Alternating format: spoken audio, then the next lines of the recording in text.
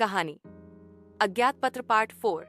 बंद दरवाजे के पीछे श्रुति और नैना की आंखों में डायरी पढ़ने के बाद एक ही सवाल था, हमारा भाई आरव अब कैसा होगा। वे बिना देर किए शांतिनगर बाल गृह पहुंची। जगह शांत थी, पर भीतर एक गहरी खामोशी और अकेलापन पसरा था।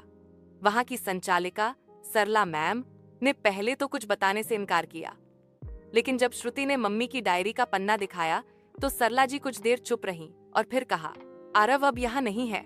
उसे 5 साल पहले एक दंपति ने गोद ले लिया था, मगर एक चीज छोड़ गया था तुम्हारे लिए। उन्होंने एक छोटा लोहे का डिब्बा लाकर दिया।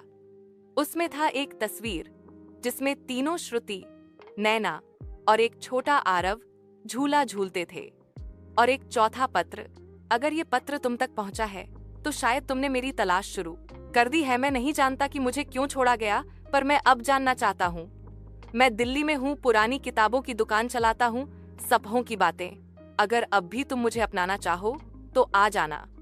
आरव श्रुति की आंखों से आंसू बह निकले। नैना भी भावुक हो गई। दोनों बहनों ने उसी दिन दिल्ली के लिए ट्रेन ली। सपहों की बातें एक शांत सी किताबों की दुकान थी। दीवारों पर पुरानी किताबें, खामोशी में सजे जज्बात। वहां काउंटर पर एक युवक बैठा था, गहरी आंखें, शांत चेहरा। श्रुति ने धीरे से कहा, आरव। लड़के ने चौंक कर देखा और कुछ पल तक उन्हें देखता रहा, फिर धीरे से मुस्कुराया। मैं जानता था एक दिन तुम जरूर आओगी। गले मिलने के बाद तीनों की आंखों में सिर्फ एक ही बात थी, भले ही सालों लगे, मगर रिश्ते अगर सच्चे हों तो लौटकर जरूर आते हैं। कहानी समाप्त, पर जज्बात अभी बाकी हैं।